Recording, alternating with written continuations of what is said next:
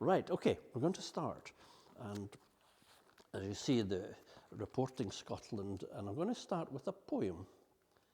And it's a good poem, and it's a poem by this man. Oh, tell you what, could we switch some of the lights off? That would help.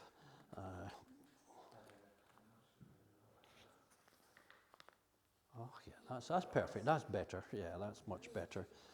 This man is called Tom Leonard, and he died in 2018 at the age of 74. So, the 6 o'clock news by Tom Leonard. This is the 6 o'clock news, the man said, and the reason I talk with a BBC accent is 'cause ye wouldn't want me to talk about the truth with a voice like you, Scruff. If I talked about the truth like one of you, Scruff, you wouldn't think it was true. Right? This is very true in life.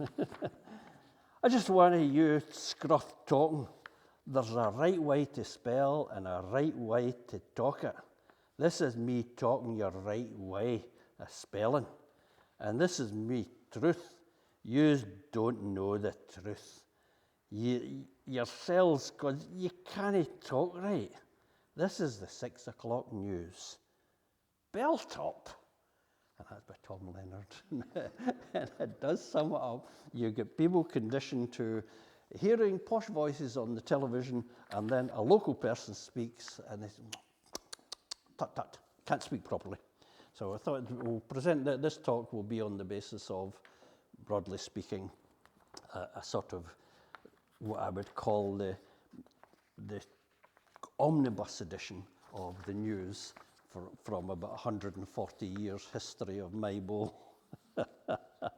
So this is just the poster talking about, and with some of the headlines, sort of a special edition of The Sun or something, or Daily Record.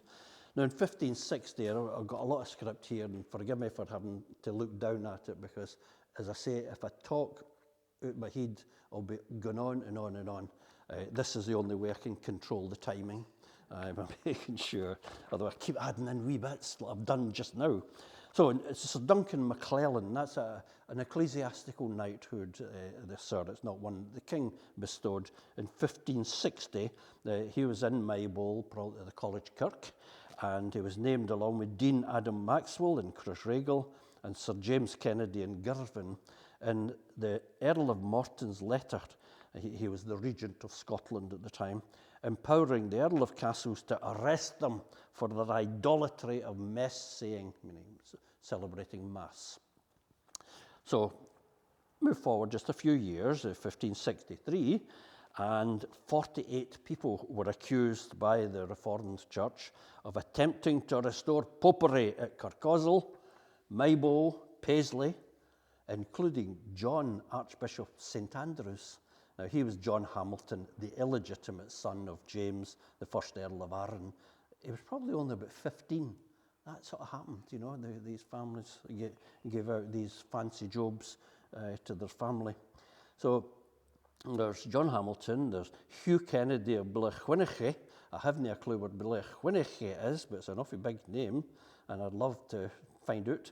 There's David Kennedy, the brother to William Kennedy of Brunston, George Kennedy of Barclanachan, Dean Gilbert Kennedy, Dean Michael Dewar, and Sir James Kennedy. These ones that are called Dean are actually monks at Crossraguel.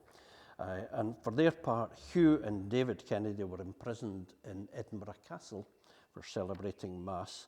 Then in 1570, there was an attack on what they call recusants, the people who go back to being in the old faith, and places where clergy were reported to have celebrated, and or the laity to have attended Mass and other sacraments according to the Catholic rite, were Castle's House, Carmichael House, Crossraguel, and Kirkcosel. The spies were out. So I just changed that to the next slide. Now, this man was one of the headlines in the news that you saw earlier, Sir Thomas Kennedy of Culzean, and the portrait is actually in Culzean Castle. Is definitely something worth seeing. Anyway, before we go on to the assassination attempt, We find in 1591 that a servant of Kennedy of Balterson, who was called Lancelot Kennedy, and others of his servants attacked the clerk and officer of Airborough in Maybole, and to the effusion of their blood, as part of a dispute between Kennedy of Balterson and Airborough regarding the Doon fishings. Kennedy had the rights to the fishing on the River Doon and the salmon fishing and so on. So Kennedy apologises, "Oh, terribly sorry, the bad boys," and offered to repair for the said offence with body and gear at the will and pleasure of the provost, bailies, and council. And the dispute seems to have been settled by the town. In fact, for all that, Kennedy got money out of it to get paid, despite the fact that his servants were the gangsters. So we move on to 1597. And here we have an attempt by John Muir of Auchendrane, the Muirs and the Kennedy boy. This is the big Kennedy feud.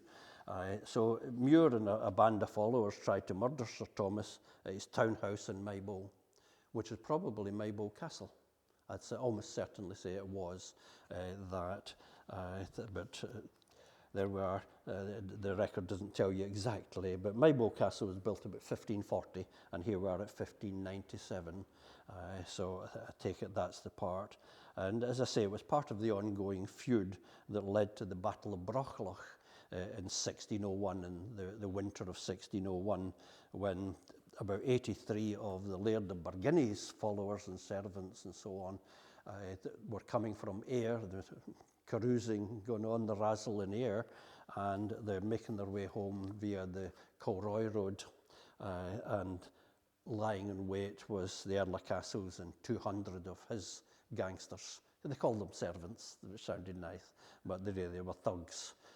So they all turn up and waylay the Laird of Burgundy, who gets killed in the Battle of Brochlach. Sometimes I think there's another name, Ladycross, it might be. Some people use that name for it, but there were.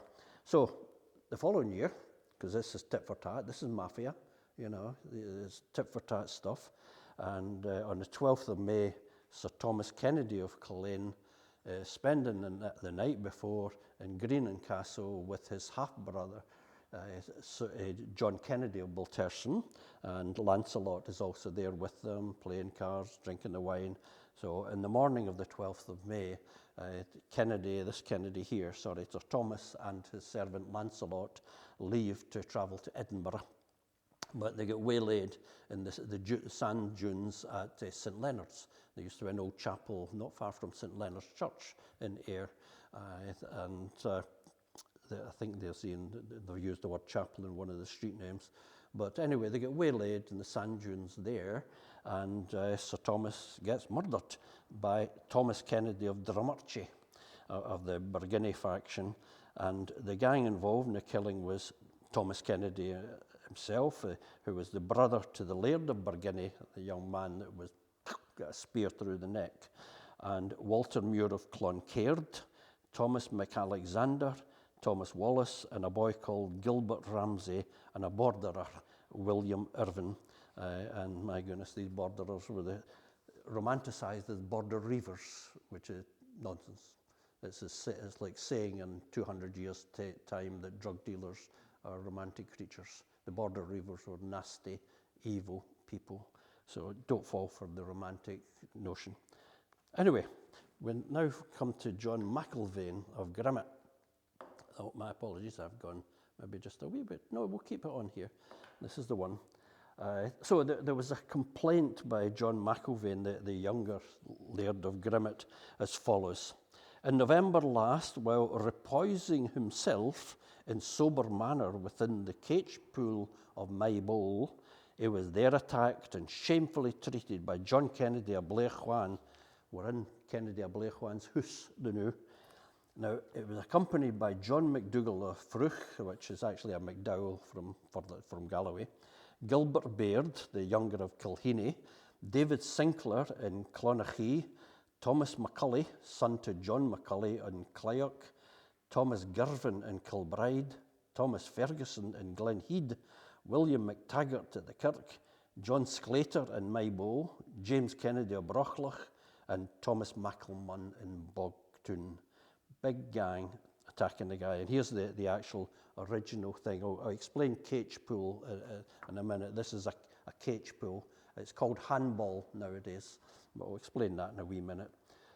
Perceiving they were not able at that time to get their wicked enterprise execute against them, these persons, they passed forth of the said cage pool and immediately returned again to the said place where John Earl of Castles was for the time, and without any respect to the said Earl, the said John Kennedy with a drawn sword in the one hand and a baton in the other, and the others with drawn swords renewed the assault, and would have slain John McIlvaine had he not escaped by the providence of God and his own better defence. Run away and live to fight another day is the motto. So further, the said persons made another serious attack on John McIlvaine while he was gone from the cage pool in the convoy of the said lord to his lodgings. So again, they're maybe going towards Maybole Castle. And I'd love to know where the cage pool ground was in Maybole. I just have it in my head that it's somewhere in the lower part of the town. Anyway, John McIlvaine's appearing in court personally, and they said Gilbert Baird Younger of Kilheeney, David Sinclair, Thomas McCulley, Thomas Girvin, Thomas Ferguson, John Sclater, and John McDougall of Fruch appearing personally, but the other defenders didn't appear, and yet again, the Lords gave judgment in favour of the defenders. The attackers got off with it. In other words, this is how feuds get continued. People don't feel they've got justice, rather like Hugh Edwards. So to explain cage pool, it's what is known nowadays as handball, as I say, and it's similar, I think, on a much smaller scale to Australian rules football. Australian rules football, as you can throw the ball and kick the ball and so on. But in this case, there's an explanation saying that players are not to push, run, jump, or trip over an opponent and so on. It's pretty much like a sort of, I don't know if this wee thing will work, but I'll point with my hand rather. There's various lines about like a football pitch and a fairly small goal, and there's a certain line that you can't get in closer to it. So this was common throughout Scotland. Cage is just catch, you know. You throw it to your teammate, and I suppose it's a bit like basketball or something like that. And there were cage pools, courts throughout Scotland. So Maybole wasn't the only one. But like all sports grounds, like Ibrox and Parkhead and such like, it's a place for rammies to break out, you know, where people see their enemy and they think, right, we'll get him. And that's what actually happened to poor John McIlvaine. Now, we'll move just down the road to, you know, ken that building. That's from 1931. It's a postcard. A consistorial court in 1627. Just get a wee drink. So in February that year, 1627, please come in. And you come. Sorry. No, not at all. No, take your time. And you come. Sit anywhere you like.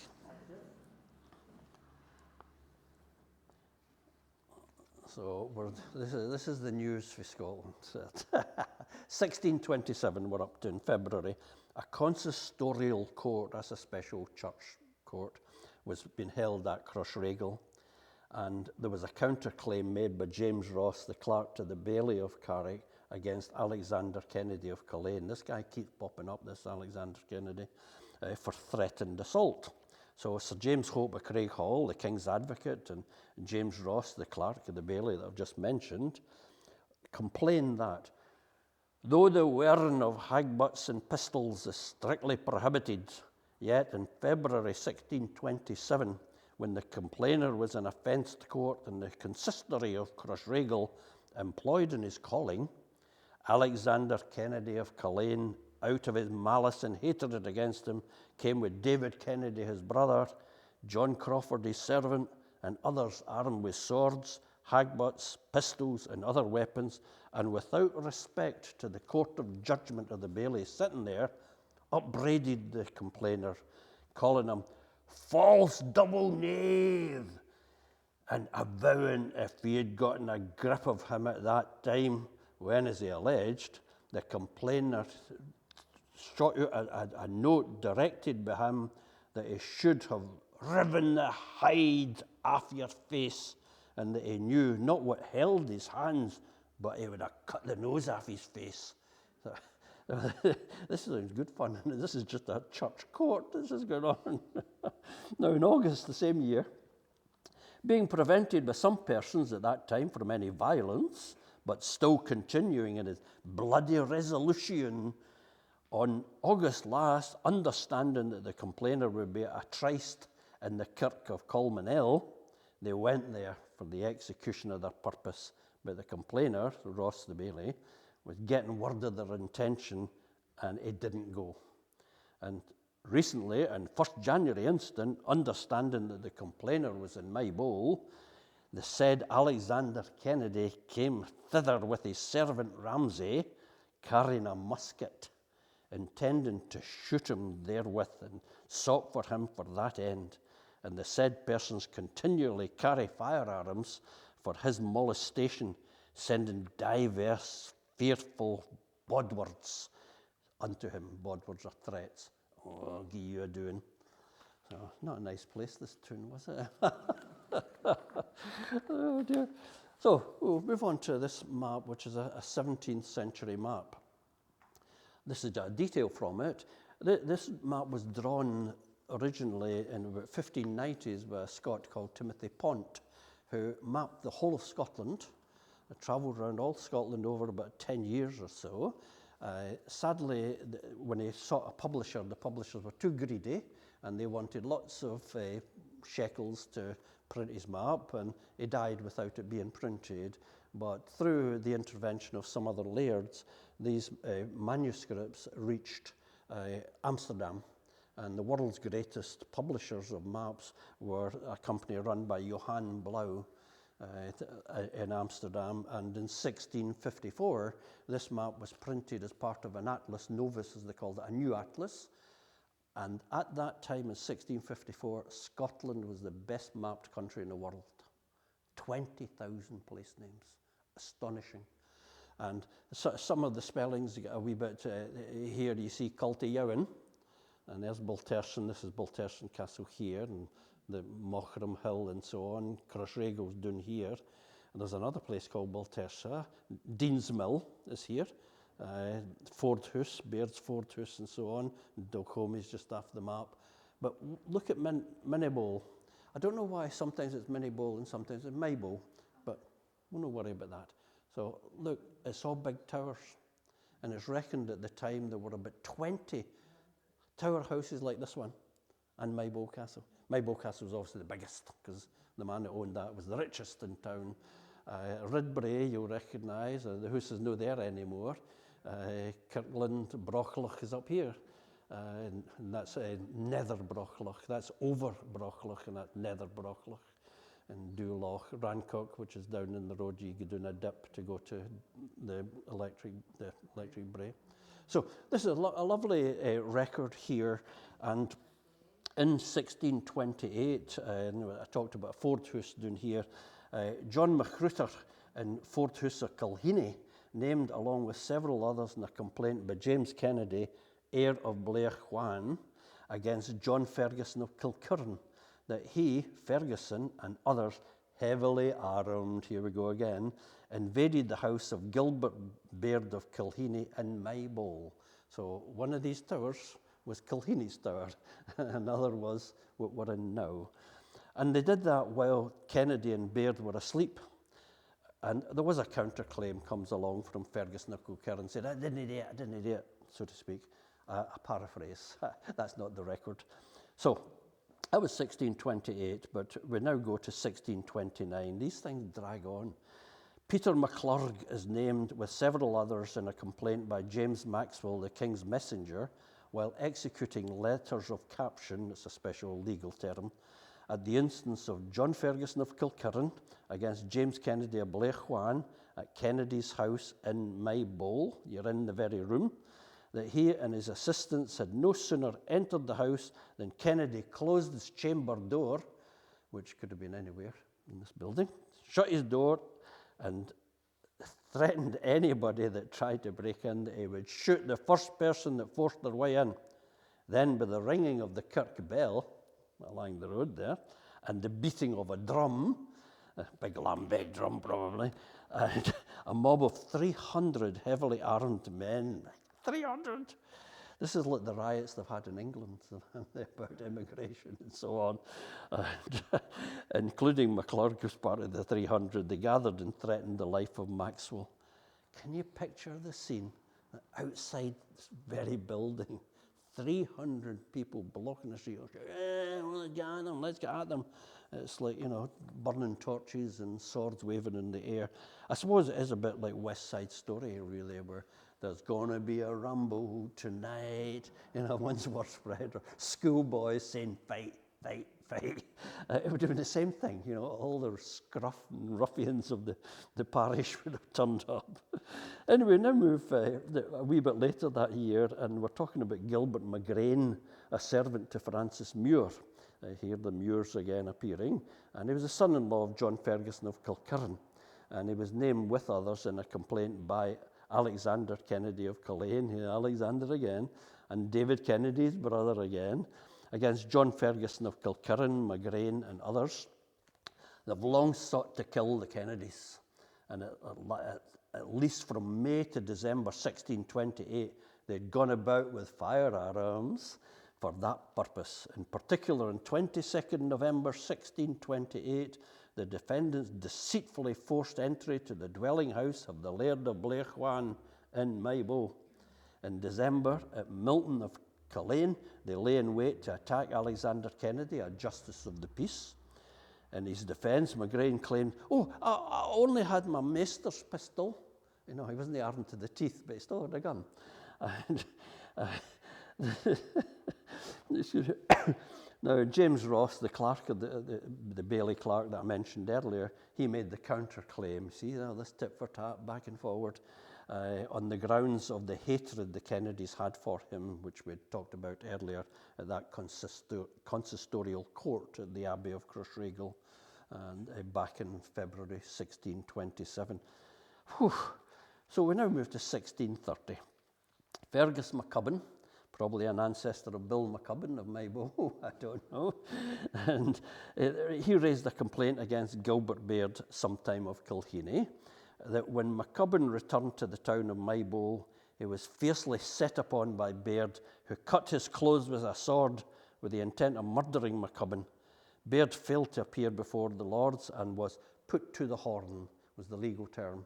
In other words, the provost of the Bailey or somebody go into the street and blow a trumpet and say, oh yeah, oh yeah, oh yeah. Baird is an outlaw. Put to the horn has been made an outlaw. Very dangerous position to be in, because if you were known to be put to the horn, you could be killed easily without the killer being charged with anything. The killer just says he was an outlaw and I had to get him, and he resisted and I had to kill him. So, the same year, Andrew McCary, John McRanald, and Andrew McGregor. I think that's probably a spelling of McGregor, but so we'll call it McGregor for the moment. They're all in Maybole, and Thomas McClerney and Cargleston. They're all named in a complaint by John Lord Erskine that he and named others are resisting the improvement. No guns involved this time, by the way, you can relax. Resisting the improvement by foreigners introduced to Scotland for the tanning of leather. I see, so the king's trying to get the economy going, and they know that the people in the continent, God, these guys know how to tan leather. But see these fellas in Maybole, they use. Same thing happened in Kilwinning. These guys were getting accused of this problem of frustrating, people coming in and improving the economy. Exact same today, isn't it? Of these poor immigrants sailing in these wee boats, who knows how many are doctors or whatever, lawyers or anything, what skills they might, their skill might just be in handcrafts or something, but it's just the same, local people saying, oh, no having them here, it's no use. Instead of saying, yeah, come in, show us what you can do, and we'll work together. So that was a non-firearms story for here. Anyway, half a century later, things hadn't improved. Oh dear. An arrest warrant was issued for John and George Kennedy. Oh, here we get to the shoplifters now. And they'd been guilty of robberies in many parts of the kingdom, especially in the baileries of Carrick, Kyle and Renfrew. They fair travelled around to steal things. Now this nasty pair, they were half-brothers on their father's side to Hugh Kennedy of Garryhorn, actually. And they caused great offence by breaking into a Maybole shop on a Sabbath night and removing a great part of the stock. The following day, the shopkeeper, John Macmillan, younger, pursued the thieves and recovered some of his goods. They probably just dropped them and ran. Anyway, the pair were arrested and jailed, but they escaped to continue in their rampages. Not content with indulging in one particular crime, they used highway robbery against Richard McCubbin. Oh, poor McCubbins is a resident of Daly, and he was on his way home from Maybole when he was intercepted by the Kennedys. And they stole his purse and left him nursing several wounds to different parts of his body. And they followed that up when they went to the house of John Hodgin in Burntown. And while he and his family were at home, and stole the best things they had in the house, while threatening to stab him if he should resist. Again, it's echoes of what happens today. People in the streets of London pull out a knife and say, give me your watch, give me your phone. Anyway, bear in mind, I will not repeat the story. I'm still the newsreader that gets in a fankle because they can't read the teleprompter. So let's get to where we should be. And by the way, this assaulting someone in their own home has a very distinctive title in Scots law, and it's called hamesucking. It's a peculiar word, but bear in mind, in Scotland we don't talk about burglary. It's a home invasion. The Americans call it home invasion. We'd call it housebreaking. But hamesucking is peculiar to Scots law. Anyway, about 3 weeks later, this evil pair carried out a similar assault and robbery at the home of John Henderson in Drummoor, taking his purse, which contained a considerable sum of money, and then John Kennedy cruelly beat Henderson's wife for trying to stop the pair of them. Another terrifying incident was when they invaded the house of Jean Curry in Maybole and forced her to give them lodging. Nowadays it's called cuckooing, where the druggies come into your house and you can't get rid of them. And it's like a cuckoo in the nest. So these two nasty devils turn up at this woman's house, say, right, we need a bed for the night. And what happens next? Dear. Before dawn, they broke open a storage chest and stole whatever money she had. And of course, news of this pair, emboldened by the fact that they were never getting caught, no bother, they can't catch us. It would have spread far and wide in the country clatter, as the Burns would call it, the country gossip. It caused folk to be reluctant to travel. I'm not going out there, the Kennedys are out there, for fear of losing their money or even their lives.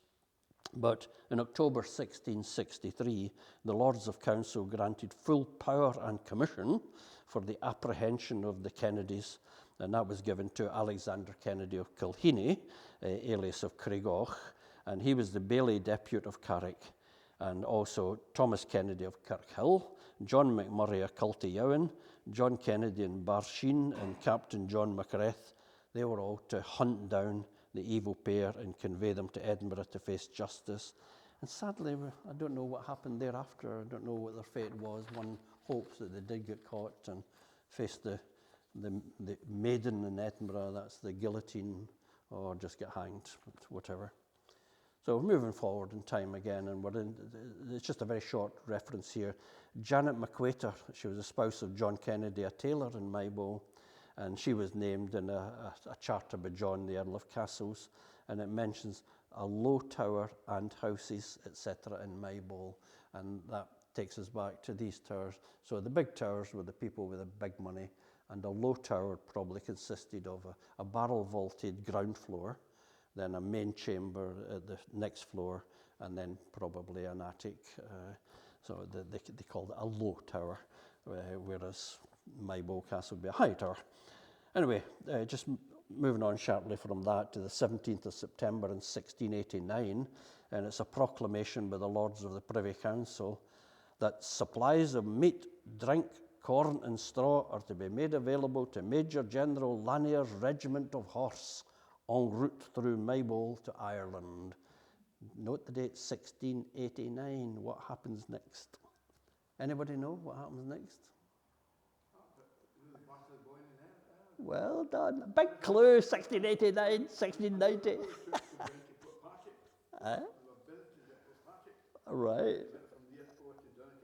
Oh, interesting.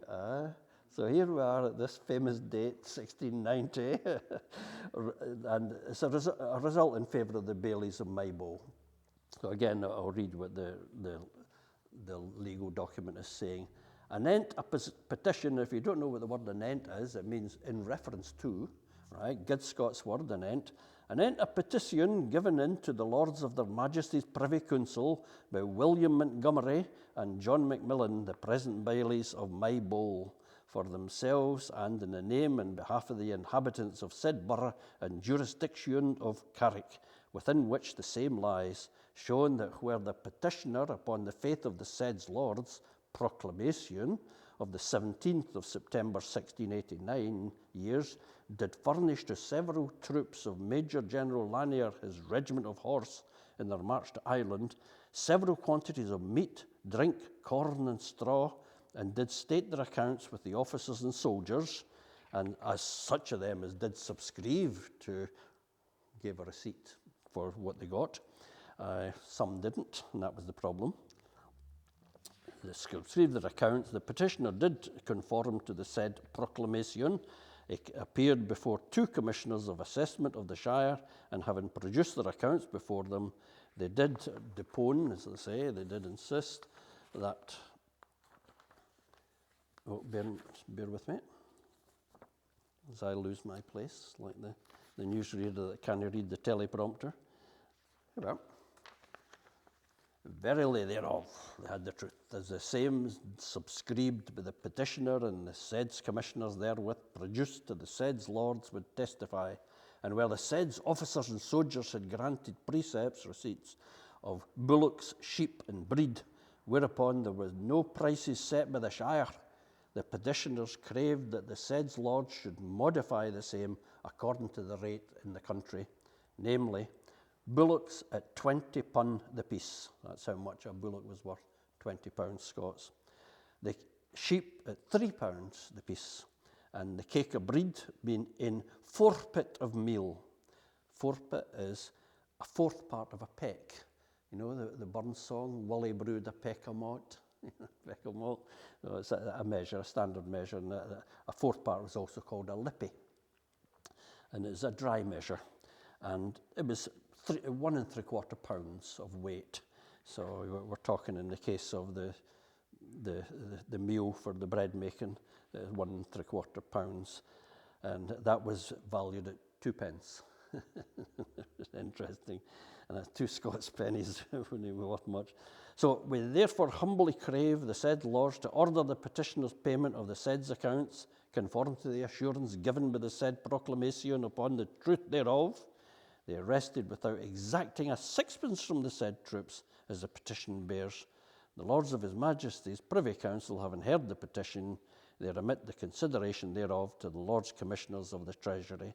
So I'm sure they got their money, as it turned out on that. And a wee side issue on Major General Lanier. It was actually a man called Sir John Lanier, and in 1687 he was colonel of the 2nd Regiment of Horse. And with his regiment, he switched to King William's side. There's a wee clue. So he was always on the side of King James VII, and thought, I can see which way the wind is blowing. I'll preserve my life. But he didn't preserve it for much longer, and it was at the Battle of the Boyne in July 1690. Now, in November 1691, the Commons met, the Commons, this is the I think the English Commons actually, mentioned the regiment by the name of its commander, Sir John Lanier. That was very common. There was an Earl of Castle's regiment and so on. It was the landed gentry would form regiments, so they're very localised. Anyway, in November 1692, it was known as the Queen's Regiment, and then on the 3rd of August, 2 years after the Battle of Boyne, Lieutenant General Sir John Lanier was mortally wounded in the Battle of Steenkirk. He died on the 29th of that month. So these guys, what a life, travelling throughout Europe, fighting people's battles. Now, let's turn to this place, which is a place name that crops up so many times, Corrimal. It's up in the road to Kilroy again. It's between Kilroy and Minishant, I think, that road, if I remember right. There's a big house called Grange, really lovely big house there. And part of Grange was this mill called, many different names. It's even in one record called Curry Plate, sometimes Plat Corrie and so on. But that's where it is, close to the house of Grange. And the top one is about 1699 record, and it's it's hard to read, but it's essentially saying John Mackenzie, I think was his original name, in Corriemiln, and just forget about the rest. Kirkmichael, yeah, something to do with the Laird of Kirkmichael. Anyway, we move on to a bit later, 1707 or something, and here he is here. John McWhinnison. His name's been changed. In between, he was called John McKinney, John McWhinney, and now he's John McWhinnison. Now that's what you call tautology. Mac is son of, so you don't need the son part. But clearly the clerk hadn't a clue, and often these clerks are just picking it up as they hear and getting folks' names wrong. But these were other people like Aird, William Aird and Grange, and there's a McJanet here as well, William McJanet, and over here Hutchinson, and this was McGowan was a merchant in Irvine. So all these men hadn't been paying their rent, and so they were being pursued at law, and poor John McWhinney. So it was named in a document prepared by a notary public and duly witnessed at the instance of David Kennedy of Kirkmichael, narrating that McWhinney and John Aird and Grange had been incarcerated in the Tolbooth in Ayr at the instance of Mr. Alexander Fairweather, the minister at Maybole, for the non-payment of tines, that's your tenth of your money from your farm going to the landowner. It was due to him for these two men for the years 1697 and 1698. So Kennedy, concerned about these men, visited Fairweather's house in Maybole to offer a bag of money and to bring about the release of these two men for the Tolbooth in Ayr. And the minister said, "Oh, I'm sorry, I've assigned the rights to those tines." In other words, he got money from somebody else, he sold on the debt, and I've nothing I can do for you. I've sold them on to William Ferguson, who's a lawyer in Maybole. So Kennedy made his way to the lawyer's house, chaps the door, finds the lawyer's not home. So it's the wife who comes to the door, the good wife, Agnes Kennedy, and she says, "Oh, no, I'm not taking that money." She refused to accept it. These poor men are languishing in the jail.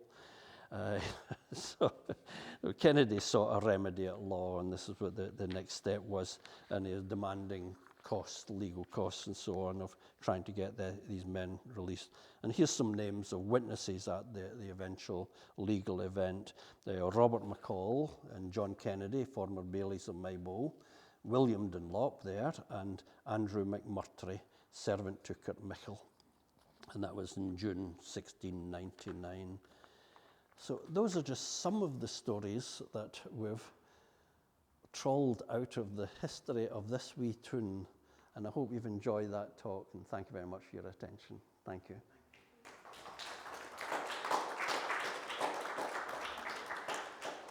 Now it's question time. And don't all sit quiet. Or it's telling me time, because I've sort of hinted at things, and amongst you, you'll know things that I don't know. So it works both ways. Anyway, any questions? You mentioned fruit McDowell, I think so. McDowell. That's right, it's down that way. That's. You also mentioned Zamora. Uh-huh. That's Mother Galway. Well, there's quite a few names in both places, Galloway and Carrick. You know, like Brochlach, in fact, you get Brochlach down there and so on. But you're right, that there was a lot of to and froing between the two areas. This wasn't an isolated place. It was the capital of Carrick. It was the centre of economic and political life. So yes, there'd be a lot of to and froing. Then you had Castle Kennedy, which is a Kennedy story. Yes, of course, yeah. And then you had the Ellistea.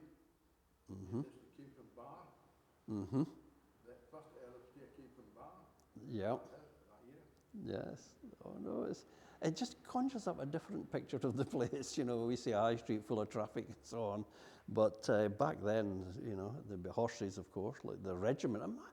Visualize an army regiment of maybe 200 or 300 horsemen coming through the high street. Although perhaps in those days we know that the high street was closed off at both ends. In the case of Maybole Castle, it was the yards, as they called them, for Maybole Castle. Would have been stack yards for haystacks and so on, and possibly stables, etc. So it's blocked off at both ends, but I don't know the date when it was finally opened up, the high street. Before then, there was roads to it's a funny place, the A77. I always think of it going north to south, but in fact, at a certain point, it goes from east to west or west to east. So on one side of the town, where the railway station is, that bit was one road that would come in. A Maybole bypass. They had one all these years ago. And they had another one they had two Maybole bypasses, so one to the other side of the town. But just imagine the scene of all these men in bright-coloured uniforms and ruffians and scruff and so on. And come on, we'll take some of these bullocks and we'll take some of these sheep. It must have been an incredible sight. And the poor folk of the town, I said, what was? You can't take all that, you know, what are you going to eat? How do we make our bread? But it does conjure up incredible visions of the town, and we should try and get these sort of... This would be a nice job, actually, for an artist, a talented artist, Noah Wayne, a talented artist, to recreate some of these images. You know, this building here in the background, or Maybole Castle in the background, and recreate a 17th century. This is what we lack terribly in Scotland. There are so few historic images, whereas on the continent, they've got wonderful old paintings and drawings and so on, and we really lack it terribly in Scotland. I'm just going to check my timer here so that, as I say, all right, it's just after 7:15. So we'll still get time for Maybole others. Any other questions? James, you mentioned a couple of times people either being taken to Edinburgh or going to Edinburgh. Mm-hmm. What was the main road between Maybole and Edinburgh?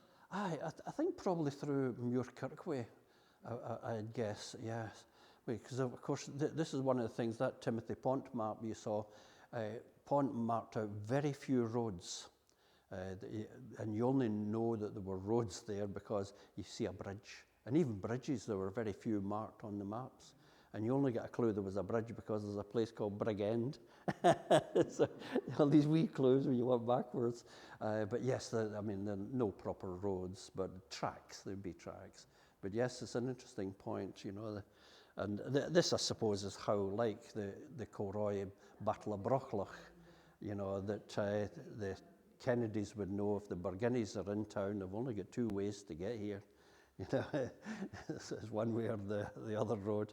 And they all spies out all the time, you know, somebody running about and sending back the messages. But yes, of course, you know, Edinburgh was the capital, and there'd be a lot of travel to Edinburgh. So just like the lairds, the country lairds had tune hussies, which this is, they also had hussies in Edinburgh. Some would go into lodgings if they didn't go to Edinburgh a lot. And the reason that they'd have a tune house in the tune was in winter, you can't do any fairman. So travelling at night even worse, travelling was dangerous because the Kennedy brothers were out to get you. So it was very dangerous to travel. Travelling at night, you just wouldn't do it.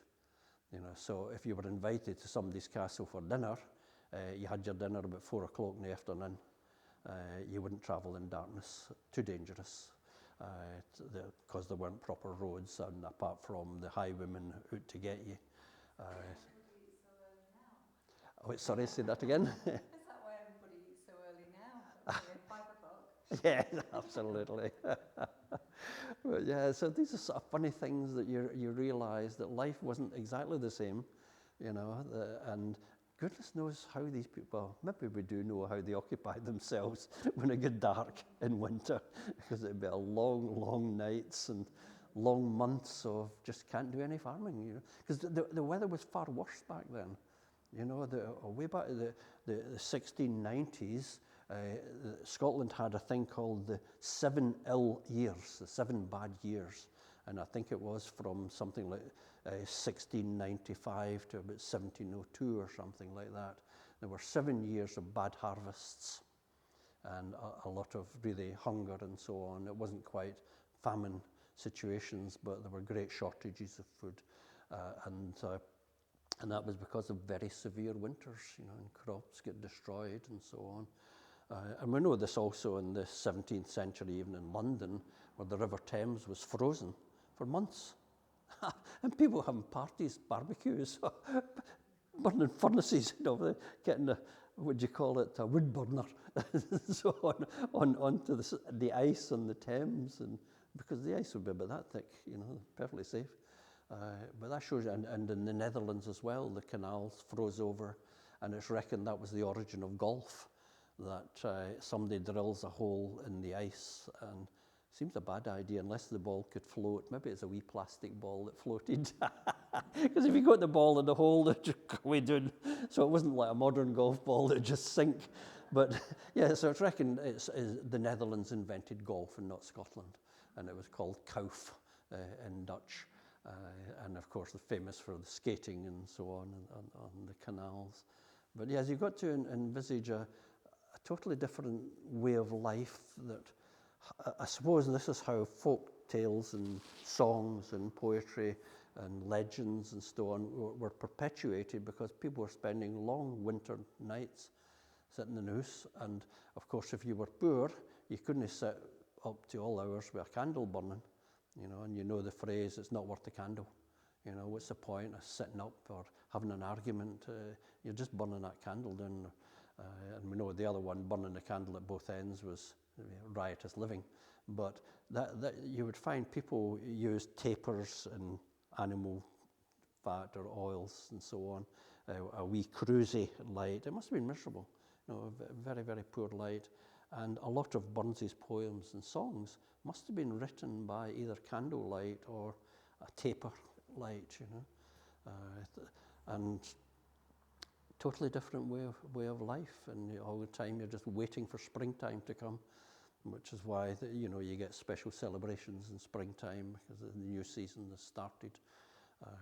But for these guys in the town, you know, they are literally walking about armed with swords, batons, guns. The hackbutt I've talked about is a rifle. It's a kind of crude rifle. It's originally a German word, hackbutt. But yeah, they're walking about the town. One of them wasn't a blunderbuss, it was a musket, going about the town. You know, nasty, nasty situation. Like America today. Everybody's armed. See the parallels? The fighting at the sports ground, the cage pool, and somebody's threatening to kill somebody, and just a couple of days ago, there's somebody hiding in Donald Trump's golf course. The parallels of sport and get your enemy. The riots in England, as I say, over immigration or something. The riot that was outside this place, 300 people, because they don't like them, well, let's get them. It's bizarre, isn't it, these things, and the stealing. I mean, it's terrible. One of these accounts of stealing from a man, and they stole his cooking pot. These people had nothing.